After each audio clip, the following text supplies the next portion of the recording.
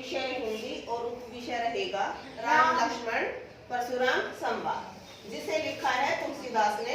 इनका जन्म हुआ था 1532 ईस्वी में और ये सगुण काव्य धारा के कवि हैं। आदिकाल के बाद भक्ति काल आया था ना, भक्ति काल की सगुण काव्य धारा के कवि हैं राम भक्ति काव्य, ठीक है। और इनकी जो मुख्य भाषा है वो अवधी भाषा है। अवधी भाषा में इन्होंने ज्यादा लिखा है और ब्रज भाषा का भी इन्होंने प्रयोग किया है। यह अंश जो यहाँ आपको चौपाई पढ़ाई जाएंगी, यह अंश रामचरितमानस के बाल कांड से लिया गया है। जो ये है ना रामचरितमानस है, इसके जो कांड है उनमें से बाल कांड से लिया गया है। सीता स्वयंवर में जब सीता का स्वयंवर होता है तो एक शर्त रखी गई थी कि जो शिव के धनुष को तोड़ेगा, राजा जनक ने रखी थी ना कि जो शिव के धनुष को तोड़ेगा उसी के साथ सीता का स्वयंवर हो जाएगा, विवाह हो जाएगा। बहुत सारे मतलब हर देश से, हर क्षेत्र से राजा आ रहे थे, लेकिन कोई भी धनुष को तोड़ने की तो बात, उसको उठा भी छूने के बाद उसको हिला भी नहीं सका उसको। तो उसी समय राम और लक्ष्मण भी अपने गुरु के साथ वहां आते हैं और श्री राम धनुष के ऊपर जैसे ही पतन चढ़ाते हैं, वो डोरी होती है ना, पतन बताते हैं ना, ऐसे डोरी सी लगी होती है, तो धनुष टूट जाता है। धनुष टूटते ही वहां पर कौन आ जाते हैं? परशुराम। परशुराम शिव जी के भक्त थे, उनके शिष्य थे। तो वो जो शिव धनुष था वो उन्होंने ही वहां रखा था राजा जनक के पास, ठीक है। तो उनके टूटते ही वो वहां आते हैं और पूछते हैं कि शिव के धनुष को किसने तोड़ा। उन दोनों के बीच में जब गुस्से में परशुराम आते हैं और भरी सभा में पूछते हैं कि शिव के धनुष को किसने तोड़ा, इन सभी बातों का वर्णन इस चौपाई में हुआ है।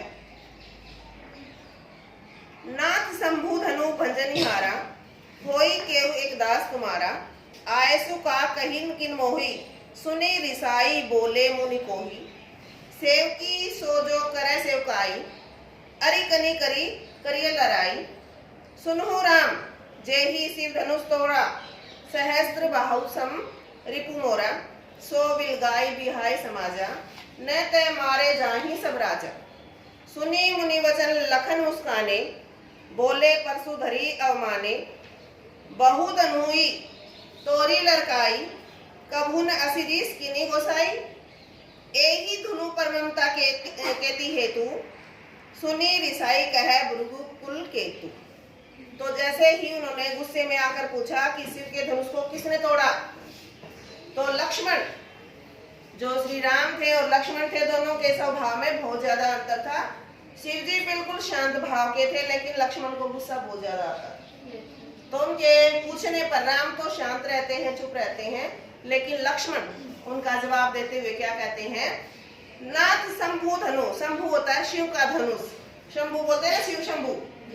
तो नाथ, हे स्वामी, किसको बोला गया है? परशुराम को, कि हे स्वामी, हे नाथ, शिव के धनुष को तोड़ने वाला, भंजन निहारा, तोड़ने वाला, होई केवल एक दास तुम्हारा, केवल आपका एक दास ही हो सकता है। बिल्कुल शांत बोले पहले तो वो कि हे देव, हे गुरुजी, जो शिव के धनुष को तोड़ने वाला है वो तुम्हारा, आपका कोई एक दास ही है। आयसु का कहिन की मोई, आइए और मुझे आज्ञा दीजिए कि बताइए, आप मुझे आज्ञा दीजिए कि ऐसा क्या हो गया, अगर धनुष टूट गया तो आप मुझे कहिए। सुनी रिसाई, बोले मुनि को ही, उनकी बात सुनकर, लक्ष्मण की बात सुनकर, जो मुनि थे, कौन से मुनि? परशुराम। परशुराम किस लिए जाने जाते हैं पूरे इसमें? अपने क्रोध के लिए जाने जाते हैं ना, कि उनके जैसा क्रोधी कोई नहीं था, है ना। उन्होंने कई बार पूरी धरती को स्त्रियों से, क्षत्रिय होते थे जो युद्ध करते थे, क्षत्रियों से रहित कर दिया था और उनसे भूमि लेकर ब्राह्मणों में दान कर दी थी। हाँ, वो भी मैं आपको एक रीजन बताऊंगी इसका क्या कारण था, कि उनकी बात सुनकर जो परशुराम थे वो बहुत ही क्रोधित होकर बोलते हैं, सेवकू सो जो करे सेवकाई, कि सेवक तो वो होता है जो सेवा करता है। अरे कनी करी करिए लड़ाई, और जो दुश्मन होता है, जो लड़ने वाला होता है, वो केवल लड़ाई ही करता है। वो तुम मेरे शत्रु हो इस तरह से, क्यों? क्योंकि तुमने शिव के धनुष को तोड़ा है। सुनो राम, जे ही शिव धनु तोड़ा। हे राम सुनिए, जिसने भी शिव के धनुष को तोड़ा है, सहस्त्र बाहु सो समरिपु मोरा। यहाँ आया है सहस्त्र बाहु। सहस्त्र बाहु एक राजा हुए हैं जिसकी सैकड़ों भुजाएं थी, ठीक है। तो एक बार जो परशुराम जी हैं, वो शिक्षा के लिए शिव के पास गए थे, तो वो वहां पर थे नहीं। तो सहस्त्र बाहु वहां आते हैं, और जो उनके पिता थे उनके आश्रम में, परशुराम के आश्रम में वो रहते हैं। तो परशुराम के पिता उनकी बहुत सेवा भाव करते हैं। तो लेकिन उनके आश्रम में कामधेनु गौ थी, तो गौ को देखकर, जो गाय थी उसको देखकर राजा का मन ललचा जाता और वो कहता कि इसको मैं लेके यहाँ से जाऊंगा, कामधेनु गाय तो मैं लेके जाऊंगा। जैसे ही उन्होंने मना किया तो उन्होंने उनके परशुराम के पिता की हत्या कर दी। जितने भी वहां थे उनके शिष्य थे वो थे, उन्होंने हत्या कर दी। और परशुराम जब आते हैं तो अपनी माँ से सारी बातें सुनकर उन्हें बहुत दुख होता है, और वो इस कारण से जितने भी क्षत्रिय थे उनसे वो रुष्ट हो जाते हैं, और उनसे युद्ध करके उनको मृत्यु के घाट पहुंचाकर उनसे भूमि लेकर, जमीन लेकर, उनका राज्य लेकर वो ब्राह्मणों में दान कर देते हैं। तो जैसे सहस्त्र बाहु मेरा दुश्मन है, उसी तरह से वो भी दुश्मन है जिसने शिव के धनुष को तोड़ा है।